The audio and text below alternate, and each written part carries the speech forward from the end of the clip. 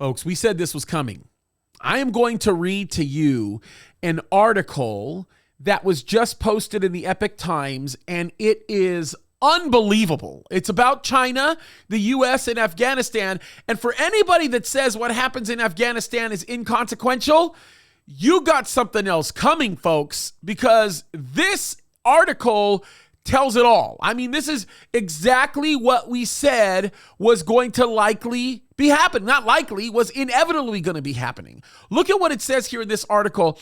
It says this. It says, Chinese Foreign Minister Wang Yi said on August 29th that Washington's attitude towards China would decide how the two countries would work together on Afghanistan during a phone call with U.S. Secretary of State Anthony Blinken.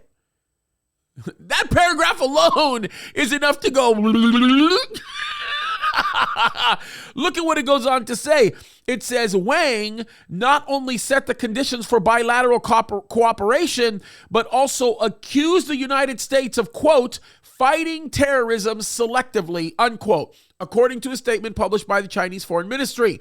While the Chinese ministry's statement detailed Wang's demands for the United States, the State Department spokesman, Ned Price, issued a brief statement on the call, right? Look what he goes on to say. This is what the article says. It says, Blinken and Wang spoke about, quote, the importance of the international community holding the Taliban accountable for the public commitments they have made regarding the safe passage and freedom to travel for Afghans and foreign nationals. The spokesman. Guys, before I continue reading on this article, isn't it amazing that they are now making these deals with the Taliban as though the Taliban is actually a respected government entity? I mean, this is crazy. It's unbelievable. Now, the spokesperson for the Department of State did not really get into a lot of the details with the call, but the paragraph goes on to say this, and let me read this, and then I'll end with this. Wang said that the U.S. attitude would be measured by its actions. Okay, number one, they would stop smearing and attacking Beijing. They need to stop undermining China's sovereignty. And he also said the United States should, quote, take seriously China's 2 lists and 3 bottom lines, doing what China said would bring bilateral ties back on track to meet Beijing's wishes. In other words, Russia has stepped up, saying they want to be the big players. China is seeking to assert themselves to say Russia is inconsequential in everything that's going on in Afghanistan. Good luck, China. That's not going to happen, right? And even more crazy than that, the State Department seems to capitulate to the demands of the Chinese. Now, what I think is going to happen is I think the United States of America, the United States of America and China are going to begin to tear one another down.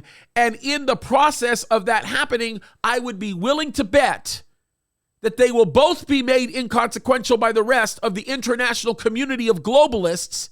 And we are going to begin to see the diminishment of superpowers, as the Bible says, is going to end up happening. Now, listen, I am not saying that all of this is going to happen right now, but what I am saying is that we are setting ourselves up for this. And by the way, can I just simply say, here's the big, the